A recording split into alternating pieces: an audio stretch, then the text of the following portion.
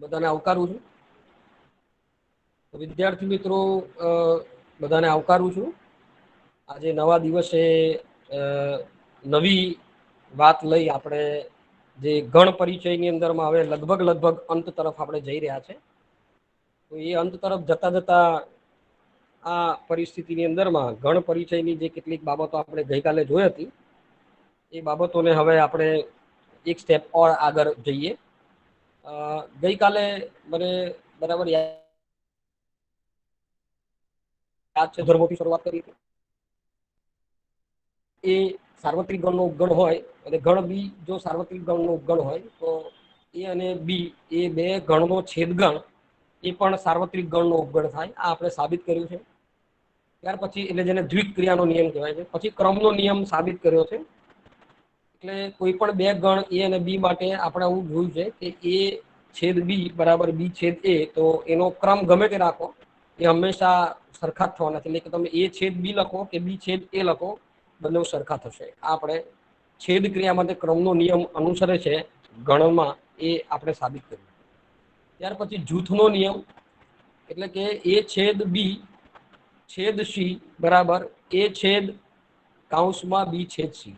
એટલે અહીંયા જે જૂથ તમે બદલી નાખો, અહીંયા એ છેદ બી વાળું જૂથ લીધું હતું, એને બી છેદ સી સાથે તમે ધ્યાનમાં લો તો બંને સરખા જ થશે. એટલે એ છેદ બી ના જૂથને સી સાથે છેદન ક્રિયા કરો બરાબર એ છેદ બી છેદ સી વાળું જૂથ તમે લો છો તો એ સરખું જ થશે, એવું આપણે સાબિત કર્યું છે.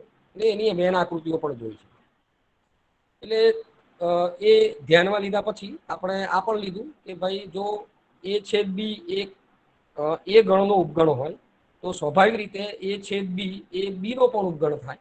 અને એને પણ આપણે બે પ્રદેશ થી દ્વારા સાબિત કરવાનો પ્રયત્ન કર્યો અને ત્રણ પ્રદેશ લીધા અને વેન આકૃતિ દ્વારા R1, R2 અને R3 પ્રદેશથી આપણે સાબિત કર્યું કે હા, જો એ છેદ બી એ ગણના ઉપગણ હોય તો આપણે બહુ સ્વાભાવિક રીતે એવું કહી શકીએ કે એ છેદ બી એ બી ગણના પણ ઉપગણ છે. બરાબર, આવી સાબિતી પણ આપણે લઈશું. આગળ જતા આપણે આ પણ જોયું કે જો ગણ એ કોઈ ગણ બી નો ઉપગણ હોય તો આપણે એવું કહી શકીએ કે એ છેદ બી બરાબર એ થાય. અને એની સાબિતી આપણે પેલી સમીકરણ દ્વારા લીધી. એટલે આપણે સાબિત કર્યું કે જો ગણ એ ગણ બી નો ઉપગણ હોય તો એ છેદ બી બરાબર એ થાય. અને મેં તમને એક સ્વ પ્રયત્ન માટે કરવા આપ્યું હતું કે બી જો ગણ એનો ઉપગણ હોય તો એ છેદ બી બરાબર બી મળે. એના માટે મેં તમને દાખલો પણ આપ્યો હતો. કઈ જવાબ આવ્યો તમારો? આવ્યો? હા સર, આવ્યો. જવાબ આવ્યો? બીજા કોઈનો એકલો સાવન નો જવાબ આવ્યો એવું ઘરે દાખલો કર્યો હોય ને? હા સર. સતીશ, આવ્યો જવાબ તમારો? સરસ, વેરી નાઇસ. હા સર. ઓકે, એટલે આ દાખલો આપણે આપ્યો છે અને મેં તમને સ્વ પ્રયત્ન તમને નક્કી કરવા કીધું કે જો ગણ બી એ ગણ એનો ઉપગણ હોય તો એ છેદ બી બરાબર બી મળશે. એ આપણે જોયું. ઓકે, ત્યાર પછી આ પણ આપણે જોયું હતું કે દરેક ગણનો ઉપગણ એ ખાલી ગણ છે. એટલે કોઈ એ ગણને ખાલી ગણની સાથે છેદન ક્રિયા કરીએ તો ખાલી ગણ જ પ્રાપ્ત થાય, એની પણ આપણે વાત કરી હતી. અને એ દ્રષ્ટિએ આપણે બીજું પણ લીધું હતું કે એ છેદ સાર્વત્રિક ગણ, એવું જો આપણે ધ્યાનમાં લઈએ તો એ છેદ સાર્વત્રિક ગણ બરાબર એ ગણ પોતે થશે, એવી સાબિતી પણ આપણે મેળવી છે. બરાબર. અને ત્યાર પછી જે છઠ્ઠું એક્ઝામ્પલ જે છે એ આપણે આ રીતનું લીધું હતું. શું લીધું હતું કે બે અલગ ગણની આપણે વાત કરી હતી. બે અલગ ગણ એટલે બે અતિરિક્ત ગણ એ અને બી માટે જો બંને ગણની છેદ ક્રિયા ખાલી ગણ થાય તો આપણે એમ કહી શકીએ કે ગણ એ અને ગણ બી એ ખાલી ગણ છે, એવું આપણે કહી શકીએ. બરાબર, બંને ગણો અલગ ગણ છે એવું આપણે અહીંયા સાબિત કર્યું છે. બરાબર, એટલે આ મને લાગે છે આ ગઈકાલે આપણે અહીં સુધી આપણે પૂરું કર્યું છે. હવે આગળ જઈશું. વિભાજનનો નિયમ જે ગઈકાલે મેં બહુ ઝડપથી લીધો હતો, ફરી પાછો આજે થોડો ધીરે ધીરે આપણે એને ધ્યાનમાં લઈશું. એટલે આપણે વાસ્તવિક સંખ્યાઓ માટે ગુણાકારના સરવાળા પરના વિભાજનના નિયમથી પરિચિત છે. એટલે ગુણાકારનો સરવાળાનો નિયમ આ પ્રકારનો છે, જે ગઈકાલે આપણે સાબિત કર્યું કે કોઈ એક સંખ્યા, કોઈ વાસ્તવિક સંખ્યા એને બી વત્તા સી સાથે ગુણાકાર કરો તો એ ગુણ્યા બી વત્તા એ ગુણ્યા સી, આ ગુણાકારનો સરવાળા માટેનો નિયમ છે. બરાબર. પછી બાદબાકીનો પણ નિયમ છે અને ભાગાકારનો પણ નિયમ છે. મેં તમને ગઈકાલે એ નિયમોની ચર્ચા કરી છે અને આપણે થોડી વાતો એ નિયમને લગતી કરી છે, બરાબર. એટલે એ વાતોને આપણે જો ધ્યાનમાં લઈએ તો આપણે એવું કહી શકીએ કે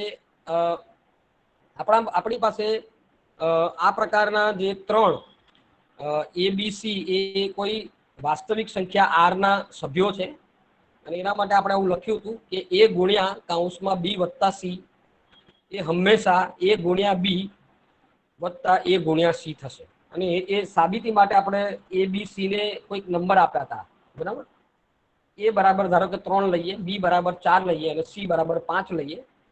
તો અહીંયા જે ડાબા બરાબર જબા કરવાનું છે, એટલે કે ડાબી બાજુ બરાબર જમણી બાજુ જે કરવાનું છે એના માટે આપણે આ રીતે કરીએ છીએ કે એ ગુણ્યા કૌંસમાં બી વત્તા સી એવું જો આપણે લખીએ તો આપણે એવું કહી શકીએ કે 3 ગુણ્યા એ બરાબર 3 ધ્યાનમાં લીધું, એટલે 3 ગુણ્યા કૌંસમાં 4 વત્તા 5, એટલે 4 વત્તા 5 તમને ખબર છે કે કૌંસની પ્રક્રિયા પહેલા કરવામાં આવે, કૌંસ પહેલા છોડવામાં આવે. જ્યારે તમને કોઈ પણ સમીકરણ આપવામાં આવેલું હોય તો સૌથી પહેલા કૌંસ છોડવામાં આવે, કૌંસની અંદરની પ્રક્રિયા કરવામાં આવે, જે હોય તે સરવાળો હોય, બાદબાકી હોય, ભાગાકાર હોય, વગેરે વગેરે જે હોય તે. આ સામાન્ય નિયમ છે કે સૌ પ્રથમ આપણે કૌંસ છોડીએ છીએ અને કૌંસ છોડીને પછી એની પ્રક્રિયાઓ કરતા હોઈએ.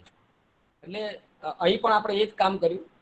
3 ગુણ્યા કૌંસમાં 4 વત્તા 5 એવું લખ્યું છે, એટલે 4 વત્તા 5 9 થાય, એટલે 3 વડે ગુણીએ એટલે 3 ગુણ્યા 9 27, એટલે ડાબી બાજુ બરાબર 27 થાય. જમણી બાજુ આપણી પાસે બીજી એક પરિસ્થિતિ છે, એટલે કે એનો વિભાજનનો નિયમ છે. વિભાજિત કરેલી આ આખી સમીકરણ છે. એને જ્યારે એ ગુણ્યા તમે બી વત્તા સી કરો છો, અહીંયા હું આ મારા કર્સર અહીંયા ફેરવું છું અને તમે બધા ત્યાં ધ્યાન આપો એટલે તમને વધારે ખ્યાલ આવે. એટલે ડાબી બાજુ આપણે આવું લખ્યું છે એ ગુણ્યા બી વત્તા સી, એટલે એને હું જો એ સ્વરૂપે લખું, એને ગુણાકાર કરું તો તમે જાણો છો કે એનો ગુણાકાર જ્યારે હું કૌંસ છોડું તો એનો ગુણાકાર બી સાથે પણ થશે અને એનો ગુણાકાર સી સાથે પણ થશે. એટલે આપણે આવું લખી શકીએ એ ગુણ્યા બી, પછી વત્તાની નિશાની જે છે એ એમની એમ રહેશે, વત્તા એ ગુણ્યા સી એમ પણ થશે. એટલે આ રીતની પરિસ્થિતિ આપણે અહીંયા જોઈએ. એટલે ડાબી બાજુ આપણે આ સાબિત કર્યું. હવે જમણી બાજુ આપણે લઈએ એટલે એ ગુણ્યા બી વત્તા એ ગુણ્યા સી. એ ગુણ્યા બી, એ એટલે 3, બી બરાબર 4, એટલે 4 ગુણ્યા 3 7 વત્તા 3 ગુણ્યા 5 એટલે 15, 12 વત્તા 15 27, એટલે ડાબી બાજુ બરાબર પણ 27 થયું અને જમણી બાજુ બરાબર 27 થયું. એટલે આના પરથી આપણે એવું કહી શકીએ કે ગણક્રિયામાં એક જ મિનિટ, ગણક્રિયાની અંદરમાં મારી સ્લાઇડ દેખાય છે ને તમને? ગણક્રિયાની અંદરમાં એટલે આપણે એવું સાબિત કરી શક્યા. દેખાય છે ને? બધા અહીંયા છો ને? દેખાય છે? હા સર, હા સર, દેખાય છે. હા sir. Thank you, thank you, thank you, thank you. Just a minute. એક હા, આભાર તમારો સૌનો મને જવાબ આપો એ બદલ. ઓકે, તો એટલે સરવાળાનો ગુણાકાર પરનો વિભાજનનો નિયમ નથી, પણ ગુણાકારનો સરવાળા પરનો નિયમ છે એવું આપણે ઉપર સાબિત કર્યું, બરાબર. એટલે મારો કહેવાનો ભાવાર્થ આવો છે જે અહીંયા લખ્યો છે કે તમે કોઈ ગુણાકારની અંદરમાં કોઈ આવી રીતે આપેલું છે કે બી ગુણ્યા સી અને એની સાથે સરવાળો કરો તો એ કોઈ હંમેશા એ વત્તા બી ગુણ્યા એ વત્તા સી એવું થશે નહીં. કેમ નહીં થાય? કોઈ મને સમજાવશો આ કેમ નહીં થયું? એ વત્તા સી, એ વત્તા કૌંસમાં બી ગુણ્યા સી, આવું કેમ એ વત્તા બી ગુણ્યા એ વત્તા સી ના થયું? આનું સમીકરણ કેમ આવું ના થયું? કોઈ કારણ કહેશો મને? કોઈ ખ્યાલ આવતો હોય, આમાં ખ્યાલ આવતો હોય આ સમીકરણ? હું જરા મારું કર્સર અહીંયા ફેરવું છું. એ કર્સર જ્યાં ફેરવું છું તમે જો જોશો આ કર્સર દેખાય છે મારું ફેરવું છું, એ વત્તા કૌંસમાં બી ગુણ્યા C is not equal to, A બરાબર નથી એ વત્તા બી ગુણ્યા એ વત્તા સી. એટલે એ વત્તા બી ગુણ્યા એ વત્તા સી એક બીજી વસ્તુ છે, બરાબર. એ વત્તા બી ગુણ્યા સી એ એનું વિભાજન નથી, બરાબર. એ બંને સરખા નથી એવું આપણે કહેવાનો ભાવાર્થ છે. તો શા માટે આવું થયું કોઈ કહી શકશો?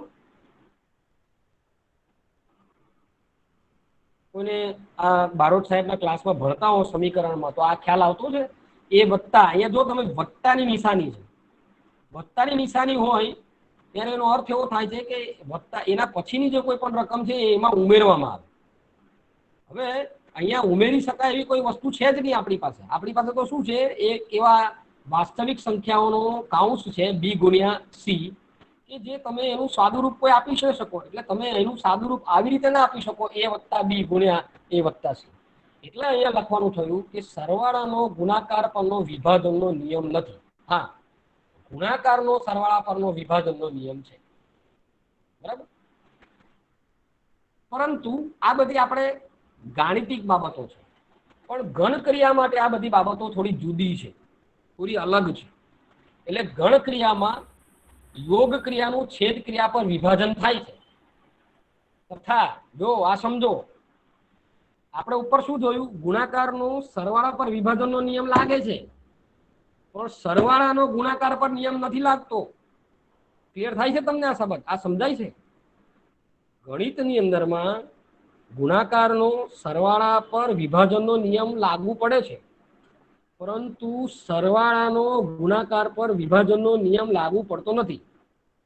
સમજાય છે આ વસ્તુ? સમજાય છે? હા કે ના મને કહેશો કોઈ? Hello hello hello hello. ના સર, નહીં સમજાતું. હા સર. સમજાય છે ને? સમજાય છે? એટલે હું જે કહેવા માંગુ, હેલો કોઈ મને, હેલો. હા, એમ સગુના કહે ને મને, એટલે મને આ સગુના બોલી ત્યારે ખ્યાલ આવ્યો કે આ નથી સમજાતું. જો મારી સ્લાઇડમાં જો ઉપર જે લખ્યું છે, આ સ્લાઇડ વાંચો તમે, જો જરા શાંતિથી.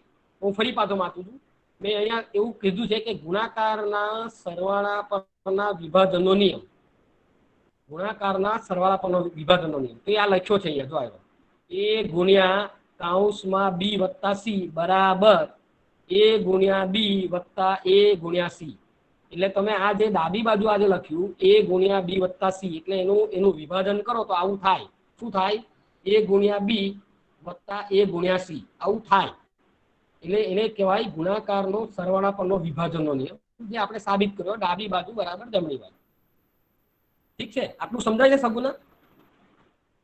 હા સર, એટલે સુધી સમજાવશે. હા, આટલું સમજાયું? આવ્યું આટલું? હા હા કે ના કહેજો મને. હા સર. ના કે હા હા? સર. ના કે હા? Yes or no? Yes. Okay, thank you, thank you. Okay, એટલે અહીંયા આપણે એવું સાબિત કર્યું ગુણાકારના સરવાળા પરનો વિભાજનનો નિયમ. હા, પરંતુ નીચે વાંચો, પરંતુ સરવાળાનો ગુણાકાર પરનો વિભાજનનો નિયમ કામ કરતો નથી. એ અહીંયા લખ્યું છે, જો આવ્યું. અહીંયા ગુણાકાર હતા, અહીંયા સરવાળો લખ્યો છે, તો a વત્તા b કૌંસમાં b ગુણ્યા c. એટલે જ્યાં ગુણાકાર હતો ત્યાં સરવાળો થયો, ને જ્યાં સરવાળો છે ત્યાં ગુણાકાર થયો. હવે એને તમે જો વિભાજનનો નિયમ કામ કરો તો આ જે કર્યું છે કૌંસમાં a વત્તા b ગુણ્યા a વત્તા c, એ એકદમ બરાબર નથી, આ ખોટી છે. એટલે અહીંયા કહેવાયું છે કે ગણિતની અંદરમાં ગુણાકારના સરવાળા પરનો વિભાજનનો નિયમ છે, પણ સરવાળાનો ગુણાકાર પરનો વિભાજનનો નિયમ નથી. ક્લિયર? આટલું ક્લિયર? હા સર. હા સર. ફાઇન. હા સર. પરંતુ હવે આપણે એક સ્ટેપ ઓર આગળ જઈએ છીએ. ગણ ક્રિયામાં તમે જાઓ તો ગણ ક્રિયામાં છેદ ક્રિયાનું વિભાજન કે યોગ ક્રિયાનું વિભાજન એકબીજા ઉપર થઈ શકે. એટલે જે ઉપર ગુણાકાર પર સરવાળો થાય છે, પણ સરવાળા પર ગુણાકાર નથી થતો વિભાજનનો નિયમ. ગણિત માટે સાચું છે, પણ યોગ ક્રિયા માટે સાચું નથી. કેમ? અરે, ગણ ક્રિયા માટે કેમ? કારણ કે ગણ ક્રિયામાં યોગ ક્રિયાનું છેદ ક્રિયા પર વિભાજન થાય છે, એવી જ રીતે છેદ ક્રિયાનું પણ યોગ ક્રિયા પર વિભાજન થાય છે. એવો કહેવાનો મારો ભાવાર્થ છે. ખ્યાલ આવ્યો તમને? જે ગણિતથી એકદમ અલગ વસ્તુ છે. સમજીએ ને? હવે આપણે જે આ કહીએ છીએ, શું કહીએ છીએ કે છેદ ક્રિયાનું યોગ ક્રિયા પર વિભાજન અને યોગ ક્રિયાનું છેદ ક્રિયા પર વિભાજન છે. શું આ સમજીએ? ચાલો નેક્સ્ટ સ્લાઇડમાં જઈએ. પહેલું સમજીએ આપણે યોગ ક્રિયાનું છેદ ક્રિયા પર વિભાજન. ખ્યાલ આવ્યો? હવે હું શું કહેવા માંગુ છું તે યોગ ક્રિયાનું છેદ ક્રિયા પર વિભાજન. હવે જોઈ લો, અહીંયા યોગ છે, બરાબર? ત્યાં આપણે શું થતું હતું? a ગુણ્યા કૌંસમાં b વત્તા c, તો એવું અહીંયા છે a યોગ કૌંસમાં b છેદ c બરાબર. એમણે શું કીધું? યોગ ક્રિયાનું છેદ ક્રિયા પર વિભાજન થઈ શકે છે, એટલે કે a યોગ b છેદ c બરાબર a યોગ b છેદ a યોગ c થાય. બરાબર. આ મેં ગઈકાલે તમને બહુ ઝડપથી ચલાવ્યું હતું. મને એવું થયું કે મારે આ તમને ફરી પાછું ચલાવવું જોઈએ અને એ ફરી પાછું ચલાવી અને આ સાબિત કર્યું. ગઈકાલે આપણે આ સાબિત કરેલું છે. બરાબર. તમને બધાને ખ્યાલ તો છે જ કે આ સાબિતી આપણે લઈ ચૂક્યા છે. બરાબર. આ સાબિતી આપણે લઈ ચૂક્યા છે અને સાબિતીની અંદરમાં આપણે જોયું છે. એટલે દેખાય છે ને? મારી સ્લાઇડ દેખાય છે ને? હા સ્લાઇડ હા સર. સર. હા સર. હા, ઓકે ઓકે. હા તો સર. યોગ ક્રિયાનું છેદ ક્રિયા પર વિભાજનની જે વાત હતી એ વિભાજનની વાત આપણે અહીંયા લઈ લીધી ફટાફટ. આ ગઈકાલે મેં તમને ચર્ચા કરી હતી. PQRS, B બરાબર QR, C બરાબર RST, એટલે 3 ગણ છે. એટલે તમે B છેદ C લો, એ R પ્રાપ્ત થશે. હવે ડાબી બાજુ આપણે લખ્યું A યોગ B છેદ C. મને લાગે છે ગઈકાલે બહુ ઝડપથી આપણે આ કરી ગયા હતા, એટલે એને મેં પહેલા ફરી પાછું સમજાવ્યું અને ફરી પાછું અહીંયા લીધું છે. એટલે તમે આ સમજજો. હું તમને જ્યારે ફરી પાછું મોકલીશ ત્યારે તમે આ બહુ સારી રીતે સમજી શકશો કે B છેદ C બરાબર R થશે અને એના યોગ કરીએ એટલે A યોગ B છેદ C કરીએ. હવે A એટલે કેટલા કયા કયા? PQRS. PQRS છે અને એના યોગ R એટલે PQRS. મેં ગઈકાલે સવાલ પૂછ્યો હતો કે R અહીંયા બંને તરફ છે, શા માટે એક જ વખત મેં R લીધો છે? તો શાહીને જવાબ આપ્યો હતો. યાદ આવે છે ને? ગઈકાલે શાહીને જવાબ આપ્યો હતો. હા સર. હા, એટલે હા કે સર. એકને એક ઘટક આપણે 2 વાર લખતા નથી. આપણે ઘટક એક જ વખત લખીએ છીએ. એ વાત કાલે કરી હતી. એટલે કાલે આ વાત આપણે બે લઈ લીધી છે. ડાબી બાજુ બરાબર જમણી બાજુ. પણ આ ફરી પાછું રિપીટ કર્યું. યોગ ક્રિયાનું છેદ ક્રિયા પર વિભાજન. A યોગ B છેદ C બરાબર A યોગ B છેદ A યોગ C. હવે છેદ ક્રિયાનું આ આકૃતિ પણ જોઈ છે. મને લાગે છે આ આકૃતિની પણ આપણે ચર્ચા કરી છે. વેન આકૃતિ દ્વારા આપણે આ બધું સમજ્યા છે. બરાબર. અને સમજીને આ યોગની આકૃતિ, આ પણ A યોગ C ની આકૃતિ છે. આ B છેદ C ની આકૃતિ છે. A યોગ B છેદ C જે આપણે 2 નંબર અને આપણે જે સાબિત કર્યું છે 5 નંબર, એ બંને સરખા થાય છે એવી આપણે બાબત લીધી છે. એટલે કે આ ડાબી બાજુ બરાબર જમણી બાજુ, એટલે કે A યોગ B છેદ C બરાબર કૌંસમાં A યોગ B છેદ A યોગ C થાય છે. આ આપણે ગઈકાલે જોયું છે. એટલે હું બહુ એક સ્ટેપ ઓર ઝડપથી જોયું છે ને? ગઈકાલે આવ્યો આપણે. બાકી ના કહેજો મને જરા કે બાકી હા, સર. હું ભૂલી જતો હોઉં છું થોડું. જોયું છે ને? Fine fine. હા હા. હા હા સર. હા, બહુ સરસ. એટલે આજે જેટલા 30 જણા હાજર છે એ 30 જણા રવિવારે પણ હાજર રહેજો. ફરી પાછી જાહેરાત કરી લઉં. બેંકોનું રાષ્ટ્રીયકરણ ઉપર આપણે વેબિનાર કરવા જઈ રહ્યા છે. એટલે એમાં હાજર રહેજો. બહુ સરસ મજાની માહિતી એમાં તમને પ્રાપ્ત થશે. હા, હું તમને આવતીકાલ સુધીમાં જે મેં પોપ્યુલેશનનું જે પ્રેઝન્ટેશન કર્યું હતું એની PPT હું તમને મોકલી આપીશ. જોઈએ છે બધાને PPT પોપ્યુલેશન વાળી? મેં ભણાવી હતી તો એ પેલું હા સર, જોઈએ છે. હા સર. સમીર હા આવી ગયું? સર. હા હા, મળી જશે. સર કાલે સર્વિસમાં મળી જશે. તમે અહીં જ હતા? અચ્છા, ઓકે ઓકે. આગળ વધીએ. એટલે આ બાબત આપણે જે જોઈ લીધી છે એને આપણે અહીંથી યોગ ક્રિયાનું છેદ ક્રિયા પર વિભાજન એ આપણે લીધું છે. એટલે યોગ ક્રિયાને યોગ ક્રિયા માટે જૂથનો નિયમ કહે છે અને યોગ ક્રિયા જૂથના નિયમને અનુસરે છે એવી વાત આપણે લઈ લીધી છે. બીજી એક બાબત આપણે અહીંયા જે નક્કી કરી હતી ને ગઈકાલે આ પણ બાબત આપણે લીધી હતી કે કોઈ પણ 2 ગણ માટે જો એ ગણ એ A યોગ B નો ઉપગણ હોય અને ગણ B એ પણ A યોગ B નો ઉપગણ હોય તો આપણે એવું કહી શકીએ કે જો એ ગણ A યોગ B નો ઉપગણ હોય તો આપણે એમ પણ કહી શકીએ B પણ A યોગ B નો ઉપગણ થશે. અને એની સાબિતી આપણે આ R1, R2 અને R3 પ્રદેશથી લીધી છે. આ કરાવી? મને લાગે આ નથી કરાવ્યું આપણે આ કરાવ્યું છે. ઓકે, તો અહીંથી બાકી છે એવું હું માનું છું. એટલે કોઈ પણ 2 ગણ અહીંથી બાકી છે એવું હું માનીને ચાલુ છું. એટલે ફરી ભલે રિપીટ થતું હોય પણ અહીંથી આપણે લઈએ. આપણી પાસે કોઈ 2 ગણ છે A અને B. તો એવો એક નિયમ છે. એટલે નિયમ એટલે આ સાબિતી છે. અને સાબિતી એવી છે કે કોઈ ગણ A યોગ B નો ઉપગણ છે. તો આપણે એવું પણ કહી શકીએ કે જો ગણ A યોગ B નો ઉપગણ હોય તો B પણ A યોગ B નો ઉપગણ થશે. હવે એકચ્યુઅલી A યોગ B છે શું? મને કોઈ કહેશો? A યોગ B, A યોગ B છે શું?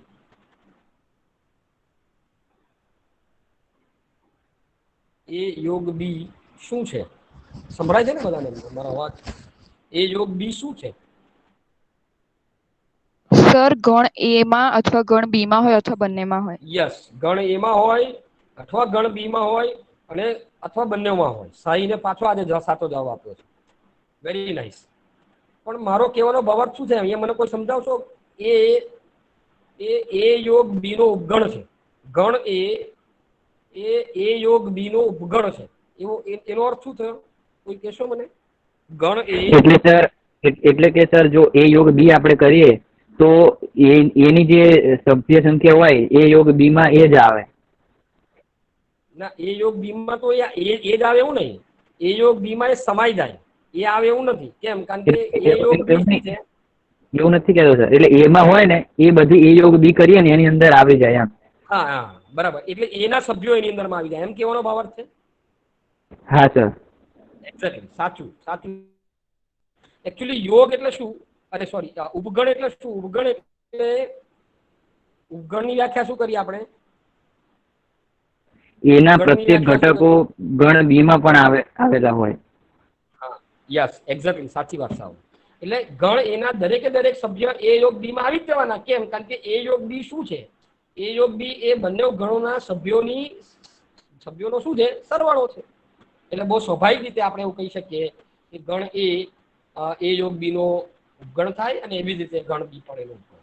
તો આપણે એના માટે એક લીધું છે એ બરાબર એક્સ જ્યાં એક્સ સભ્ય ઝેડ એટલે કે કોઈ સમય સંખ્યા છે x² - 4 = 0 અને બી એક્સ જ્યાં એક્સ. મને લાગે આ ગઈકાલે લીધું જ છે એવું મને એના પરથી ખ્યાલ આવે છે. હશે ફરી પાછું રિપીટ કરે એટલે ગણ એના સભ્યો થશે. એટલે x² - 4 એટલે એનું જો તમે સમીકરણ આપો એટલે x + 2 અને x - 2 આ બે આપણે ઉકેલ મળે. એટલે x બરાબર ક્યાં -2 હોય અથવા x બરાબર -2 હોય એવા બે સભ્યો આપણે એના પ્રાપ્ત થાય છે. અને બી બરાબર એક્સ જ્યાં એક સભ્ય એટલે કે પ્રાકૃતિક સંખ્યા x < ≤ 5 કીધું છે. એટલે કે 5 કે 5 કરતા ઓછી સંખ્યાઓ એટલે 1 2 3 4 5 એમ થશે. હવે આ બંનેનો યોગ કરો તો યોગ કરતા આપણે પ્રાપ્ત થશે -2 1 2 3 4 5 એટલે આ બધા જ સભ્યોની અંદરમાં આવી જાય. એટલે બહુ સ્વાભાવિક રીતે તમે જો એ યોગ બી ની અંદરમાં એના દરેકે દરેક સભ્ય આવી ગયા. એના કયા કયા સભ્ય છે? 2 -2 અને 2 એ બંને એ યોગ બી માં આવી ગયા. અને એવી જ રીતે બી ના પણ પ્રત્યેક સભ્ય કયા કયા છે? બી ના કયા કયા સભ્યો છે? 1 2 3 4 5. બહુ સરસ. 1 2 3 4 5. તો આ સભ્યો પણ બીના એ યોગ બી માં આવી જાય છે. એટલે વેન આકૃતિ પર તમે જોઈ શકો, હું આવું કહી શકું કે આ શું છે? આખી જે બધા જ કલર કરેલા છે, આખો બધો કલર કરેલો છે. આ બધો કલર કરેલો છે એનો અર્થ એવો થયો આ શું બતાવે છે? એ યોગ બી. આ એ યોગ બી બતાવે છે.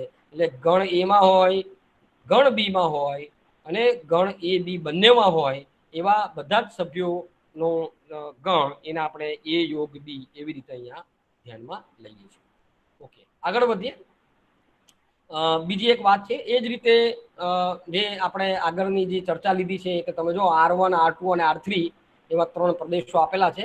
એટલે તમે જો એ યોગ બી કરો તો એ યોગ બી ની અંદરમાં એ યોગ બી એ ગણ એ યોગ બી ની અંદરમાં સમાયેલો છે. એવી રીતે બી પણ એ યોગ બી માં સમાયેલો છે. એ આપણે અહીંથી સાબિત કરીએ છીએ. એટલે અહીંયા સાબિતી રૂપે આપણે એવું લખી શકીએ કોઈ પણ બે ગણ એ અને બી માટે એ યોગ બી નો ઉપગણ છે અને બી પણ એ યોગ બી નો ઉપગણ છે એવી આપણે સાબિતી.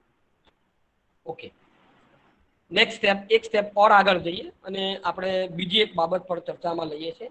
અને એ ચર્ચા આપણી આવે છે નંબર 5 અને એ છે જો ગણ એ બી નો ઉપગણ હોય.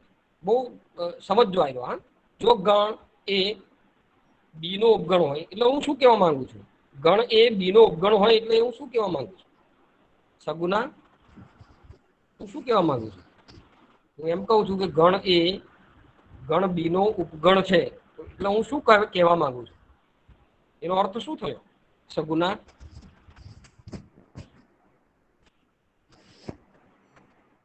કોઈ જવાબ આપશો? સગુના?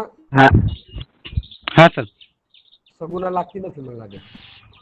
મીનાક્ષી આવતી નથી. સગુના હા બોલો બોલો, જવાબ આપો. કઈ નહીં, સતીશ જવાબ આપો. સતીશ સાવંત કોઈ પણ જવાબ આપો. હા હા, એટલે એના પ્રત્યેક ઘટકો બી માં પણ હોય તો એ ગણ એ બી ગણ નો ઉપગણ કહેવાય. શું ફરી બોલશો? એટલે બે જણ સાથે બોલતા હતા ને એટલે ખ્યાલ ન આવે. એટલે ગણ એના પ્રત્યેક ઘટકો ગણ બી માં પણ આવેલા હોય તો ગણ બી નો ઉપગણ કહેવાય. યસ, આ ઉપગણની વ્યાખ્યા છે. એટલે એનો અહીંયા કહેવાનો ભાવાર્થ આપણો એવો છે કે એના દરેકે દરેક સભ્ય બીમાં આવી ગયા તો જો એના પછીનું પરિણામ આપણે એ યોગ બી બરાબર બી થાય, આવું છે. ચાલો એને સમજીએ. એના માટે આપણે બે ગણ લીધા છે. ગણ આલ્ફા આપણે આગળ લઈ ચૂક્યા છે આ ઉદાહરણ. એટલે આલ્ફા બરાબર ધારો કે મૂળાક્ષર છે આપણી પાસે GAT ગેટ, એ શબ્દોનો ગણ છે. અને બીટા એ આપણી પાસે શબ્દ છે લોક ગેટ, LOCGATE, બરાબર, એ મૂળાક્ષરો. હવે બે અતિરિક્ત ગણ માટે ગુણ, અતિરિક્ત એટલે બે અલગ અલગ પ્રકારના ગણ, એવું આપણે કહેવાનો ભાવાર્થ છે. બે અલગ ગણ. આલ્ફા એ ગણ બી નો ઉપગણ હોય તો આપણે એવું સાબિત કરવાનું છે આલ્ફા યોગ બીટા બરાબર બીટા થાય, એવું અહીંયા આપણે ચકાસવાનું છે. ઓકે, ચકાસીએ. સર આ તો આપણે જોઈ ગયા. હા, આપણે જોઈ ગયા છે ને.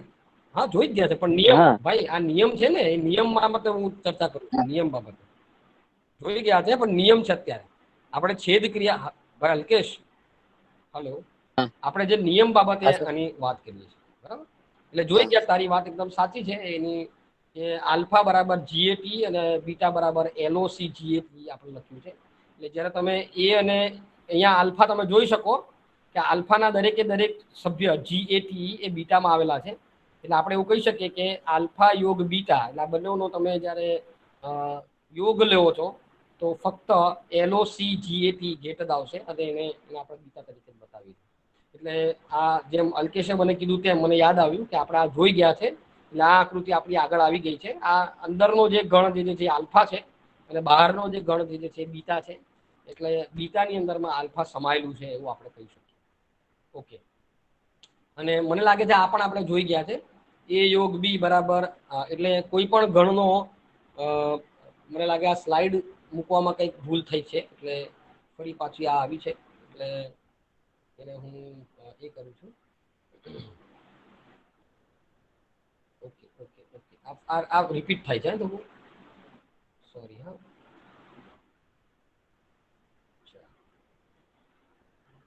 ઓકે ઓકે, આપણે રિપીટ કર્યું છે. એટલે વિભાજનનો જે નિયમ છે એ પણ આવી ગયો છે. એટલે છેદ ગણમાં વિભાજનની યોગ ક્રિયા કામ કરે છે એ આપણે અહીંથી જોયું છે. Okay okay okay okay, fine. એટલે આપણે આ યોગ ક્રિયાનું છેદ ક્રિયા પર વિભાજન એ આપણે જોયું. હવે છેદ ક્રિયાનું યોગ ક્રિયા પર વિભાજન એટલે જે આપણે આગળ ચર્ચા હતી તે ગુણાકારનો સરવાળા પરનો નિયમ અને સરવાળાનો ગુણાકાર પરનો નિયમ એ નથી, બરાબર. પરંતુ ગણની અંદરમાં આપણે જે વાત કરી હતી તે છેદ ક્રિયાનું યોગ ક્રિયા પર અને યોગ ક્રિયાનું છેદ ક્રિયા પર વિભાજન શક્ય છે. આપણે આગળ અહીંયા અત્યારે આ જોયું. જરા મને લાગે છે થોડું વધારાની સ્લાઇડ આવી ગઈ છે. એટલે આપણે છેલ્લું આ જોયું, યોગ ક્રિયાનું છેદ ક્રિયા પર વિભાજન, બરાબર. એ આપણે સાબિત કર્યું કે એ યોગ બી છેદ સી બરાબર એ યોગ બી છેદ એ યોગ સી, એ આપણે સાબિત કરી શકીએ. ઓકે, હવે જે છે એ 9 છે. અને 9 છે એટલે આ છે છેદ ક્રિયાનું યોગ ક્રિયા પર વિભાજન, બરાબર. આગળ જ્યારે આપણે લીધું હતું ત્યારે યોગ લીધો હતો. હવે અહીંયા છેદ લઈએ છીએ. શું લઈએ છીએ કે એ છેદ બી યોગ સી. જો ઉપર આપણે જે યોગ લીધો હતો એ યોગ બી છેદ સી, તો જ્યાં છેદ છે ત્યાં યોગ છે અને જ્યાં યોગ છે ત્યાં છેદ છે. ખ્યાલ આવે છે તમને? જ્યાં છેદ છે ત્યાં યોગ છે. ખ્યાલ આવે છે? આવ્યો ઉપર જે નિયમ છે એ ઉપર જે છે એ યોગ ક્રિયાનો છેદ ક્રિયા પરનું વિભાજન છે. અને આ જે નીચે જે છે જેની પર હું અત્યારે કર્સર ફેરવી રહ્યો છું એ છે છેદ ક્રિયાનું યોગ ક્રિયા પર વિભાજન. આ યાદ રાખજો, બંને યાદ રાખજો. એટલે તમને સીધે સીધું એવું પૂછાય કે યોગ ક્રિયાની અંદરમાં છેદ ક્રિયાનું યોગ ક્રિયા પરનું વિભાજન અને યોગ ક્રિયાનું છેદ ક્રિયા પરનું વિભાજન ઉદાહરણ સહિત સમજાવો તો તમારે આ સાબિતી આપવાની. પહેલી આ સાબિત ઉદાહરણ અને વેન આકૃતિ દ્વારા સાબિતી આપો. એટલે આ પણ તમારે સાબિત કરવાનું, જે આપણે વેન આકૃતિ દ્વારા અહીંયા સાબિત કર્યું છે ગયા લેક્ચરની અંદર. અને હવે આ આપણે સાબિત કરીએ છીએ છેદ ક્રિયાનું યોગ ક્રિયા પર વિભાજન. આપણી પાસે કોઈ 3 ગણ છે, ધારો કે એ બી સી, બરાબર. અને એના માટે આપણે આવું લખીએ છીએ એ છેદ કૌંસમાં બી યોગ સી બરાબર એ છેદ બી યોગ એ છેદ સી થાય. એટલે ડાબી બાજુ બરાબર જમણી બાજુ અહીંયા થશે. બરાબર. ગણિતમાં આવું થતું નથી, પરંતુ યોગમાં થાય છે. કઈ રીતે? આપણે ઉદાહરણ લઈએ. 3 ગણ માટે આપણે આવી રીતે આ રકમો લઈએ. ધારો કે એ બરાબર આપણી પાસે 1 2 3 4 એમ રકમ છે. બી બરાબર આપણી પાસે 2 3 4 એવી રકમ છે. 3 4 2 3 4 ઘટકો આવેલા છે. એટલે સી માટે આપણી પાસે 3 4 5 6 ઘટકો આવેલા છે. એટલે આપણી પાસે આ 3 ગણ માટે જુદા જુદા ઘટકો આ રીતે પ્રાપ્ત થયા છે. ચાલો પહેલામાં પહેલું ડાબી બાજુની વાત કરીએ તો ડાબી બાજુ શું છે? કોઈ કહેશો મને ડાબી બાજુ શું છે? હું અહીંયા કર્સર બતાવું છું. કોઈ મને કહેશો ડાબી બાજુ? બી યોગ સી. હા બરાબર સાવન. ના ના ના ના ના આખું બોલો. ડાબી બાજુ શું છે? એ છેદ કૌંસમાં બી યોગ સી. યસ સતીશ, એકદમ સાચી વાત. એ છેદ કૌંસમાં બી યોગ સી. આ ડાબી તરફ છે. એટલે પહેલા ડાબી તરફની અંદરમાં કૌંસ પહેલા આપણે સાબિત કરીશું. તો કૌંસમાં શું છે આપણી પાસે? બી યોગ સી. એટલે બી યોગ સી લઈશું આપણે. બી બરાબર આપણી પાસે 2 3 4 અને યોગ સી બરાબર 3 4 5 6 છે. એટલે યોગ કરીએ એટલે બહુ સ્વાભાવિક રીતે આપણે કઈ પ્રક્રિયા કરીએ? યોગ કરીએ એટલે શું કરીએ છીએ? સરવાળાની. સરવાળો. એમ એટલે સરવાળો આમ કહેવાય છે. પછી સરવાળો નહીં પણ શું? એમાં હોય અને બી માં હોય અને બંનેમાં હોય. હા, એમાં હોય, બીમાં હોય અને બંનેમાં હોય. બરાબર. અને આવે છે અઠવા આવશે. અથવા. હા મીનાક્ષી બોલી ખરી. હા, હું કેટલા દાડાથી રાહ જોતો હતો કે મીનાક્ષી જવાબ આપે. મીનાક્ષી જવાબ. અઠવા શબ્દ આવશે. અને શબ્દ નહીં આવે સાવન, આ યાદ રાખજે. અને ક્યારે આવશે? અને શબ્દ છેદ ક્યારે આવે? હશે ત્યારે. છેદ. યસ મીનાક્ષી, એકદમ સાચી વાત. એમાં હોય અને બીમાં હોય અથવા બંનેમાં હોય. બરાબર. એટલે અથવા મીન્સ એમાં બીમાં બંનેમાં હોય તે એમ. અને શબ્દ ત્યાં આપેલું છે. અથવા એટલે આ રીતે. ઓકે, આગળ વધીએ. એટલે અને આપણે ઉદાહરણ સ્વરૂપે લીધું છે બી યોગ સી. આપણે જ્યારે ધ્યાનમાં લઈએ છીએ ત્યારે આપણે પ્રાપ્ત થશે 2 3 4 5 6. હવે એનો આપણે છેદ લેવાનો છે. એ છેદ બી યોગ સી. છેદ એટલે બી યોગ સી અને એ વચ્ચે સામાન્ય જે હોય તે લેવાના એમ. છેદ એટલે એ બરાબર આપણી પાસે સભ્યો છે 1 2 3 4 અને એ યોગ સી અરે બી યોગ સી આપણે જો હમણાં જ શોધ્યો એ છે 2 3 4 5 6. હવે આ બંનેમાં સામાન્ય છે એવા આપણા ઘટકો કયા કયા? આ બંનેમાં 2 3 4. 2 3 અને 4. 2. ફાઇન. એટલે આપણું પહેલું પરિણામ જે પ્રાપ્ત થાય છે એ છેદ બી યોગ સી બરાબર 2 3 અને 4 એ પ્રાપ્ત થાય છે. અને આપણે ડાબી બાજુ ડાબા એવું લખીએ છીએ. ઓકે, જમણી બાજુ શું છે આપણી? આ જે છેદ ક્રિયાના યોગ ક્રિયા પરના વિભાજન માટે જમણી બાજુ શું સાબિત કરવાનું છે? આપણે જબા શું સાબિત કરવાનું છે? હું મારું કર્સર ફેરવું છું નીચે. જો એની નીચે દેખાય છે કોઈને? જમણી બાજુ આપણે શું સાબિત કરવાનું છે? કર્સર દેખાય છે મારું? એ છેદ બી યોગ એ છેદ સી. એક્ઝેક્ટલી સાચી વાત સાવ. એ છેદ બી યોગ એ છેદ સી. બરાબર. તો એટલે હવે આપણે મેળવીશું બંને પહેલા એ છેદ બી મેળવીએ. એ છેદ બી એટલે એમાં હોય અને બીમાં હોય, બંનેમાં હોય એમ એવા સામાન્ય. એ બરાબર 1 2 3 4 છેદ બી બરાબર 2 3 4. એટલે બહુ સ્વાભાવિક રીતે 2 3 4 એ બીમાં પણ છે અને એમાં પણ છે. એટલે એ છેદ બી બરાબર 2 3 4 અને એ છેદ સી એના માટે આપણે એ બરાબર 1 2 3 4 લખીએ છીએ. છેદ સી બરાબર 3 4 5 6 લખીએ છીએ. અને બંનેનો છેદ લેતા એમાં પણ હોય અને બીમાં પણ હોય. અરે એમાં પણ હોય અને સીમાં પણ હોય. તો બંનેમાં હોય એવા બે જ ઘટકો છે અને તે છે 3 અને 4. 3 અને 4. હવે શું કહે છે? એ છેદ બી યોગ એ છેદ સી. એટલે આ બંનેનો જે છેદ કર્યો એ છેદ બી અને એ છેદ સી બંનેનો સરવાળો. એટલે કહેવાનો ભાવ આમાં પણ હોય અથવા આમાં હોય અથવા બંનેમાં હોય. બરાબર. એટલે અથવા એટલે આમાં હોય અથવા આમાં હોય અથવા આમાં હોય. ત્રણેય એમ એવું કહેવાનો ભાવ. એટલે લઈએ એ છેદ બી આપણે લીધું 2 3 4 અને એ છેદ સી 3 અને 4. એટલે સ્વાભાવિક રીતે આપણી પાસે 2 3 અને 4 પ્રાપ્ત થશે. જે જમણી બાજુ જબા આપણે એને કહીએ છીએ. તમે જો ડાબી બાજુ આપણે સાબિત કરી અને એ હતું 2 3 એ હતું 2 3 4 આવ્યું ઉપર નંબર 1 અને નંબર 2 એ પણ 2 3 4 થાય છે. એટલે આપણે આમ કહી શકીએ ડાબી બાજુ બરાબર જમણી બાજુ, ડાબા બરાબર જબા એટલે છેદ ક્રિયાના યોગ ક્રિયા પરના નિયમની ચકાસણી થાય છે. ફરી પાછો હું રિપીટ કરું છું કે યોગ ક્રિયાનું છેદ ક્રિયા પરનું વિભાજન થઈ શકે છે. એટલે એ યોગ કૌંસમાં બી છેદ સી બરાબર એ યોગ બી છેદ બી છેદ સી એ યોગ સી થશે.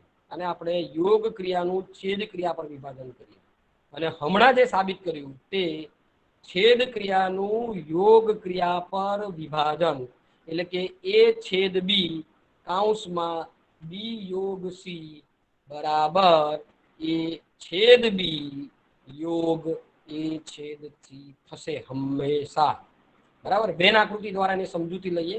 આપણી પાસે આ 3 આકૃતિ છે અને અહીંયા આપણે શું સમજાવવાનો પ્રયત્ન કર્યો છે, આપણે બી યોગ સી એટલે કે બી માં હોય અને સી માં હોય એવા દરેક ઘટકો આપણે કલર કર્યા છે. પરંતુ યાદ રાખો બી માં હોય સી માં હોય અને એ ઘટકો એમાં પણ હોય તો એ પણ તમારે એમાં લઈ લો. કેમ? કારણ કે એ બંને આ બી યોગ સી ના સભ્ય છે એવું આપણે કહી શકીએ. એટલે નંબર 1 બરાબર આપણી પાસે આ પ્રકારનું શેડેડ ભાગ આવશે. કેમ? કારણ કે એ યોગ સી છે. હવે આપણે શું કરીએ છીએ, આપણે જે ડાબી તરફ છે, ડાબી તરફ એટલે છેદ ક્રિયાની યોગ ક્રિયા પર વિભાજનની ડાબી તરફ એ શું છે, એ છેદ બી યોગ સી એટલે આ બી યોગ સી છે એનો છેદ એની સાથે એટલે આ બંનેમાં હોય અને આમાં પણ હોય એવું સામાન્ય. તો બહુ સ્વાભાવિક રીતે એમાં હોય, બીમાં હોય અને સીમાં ત્રણેયની અંદરમાં હોય એવું સામાન્ય આ પ્રકારનું થશે. એને આ રીતે આપણે દર્શાવીએ. એટલે બી યોગ સી એટલે બી અને સી બંનેમાં હોય એવું. કે કોઈ બંનેમાં હોય એટલે આ આવ્યું આ, અને બી માં હોય અને સી માં હોય અને એમાં હોય એવું. એટલે એ છેદ બી યોગ સી એટલે આટલો ભાગ આપણે કલર કરીશું જે આપણી છેદ ક્રિયાની યોગ ક્રિયા પરનું વિભાજન. ત્યારબાદ આપણે જમણી બાજુ સાબિત કરવાની છે અને જમણી બાજુ સાબિત કરવા માટે આપણે શું કરીએ છીએ, એ છેદ બી યોગ એ છેદ સી એવું લઈએ છીએ. હવે એ છેદ બી એટલે એમાં હોય બીમાં હોય, પણ અહીંયા આપણી પાસે 3 ગણ છે એટલે કદાચ બને એવું કે સીમાં પણ હોય. એટલે સી ના ઘટકો જે એ બી બંનેમાં હોય એવા સામાન્ય ઘટકો આપણે ધ્યાનમાં લઈ લીધા છે. એટલે એ ફક્ત આટલો કલર થશે. એ આકૃતિ નંબર 3 છે.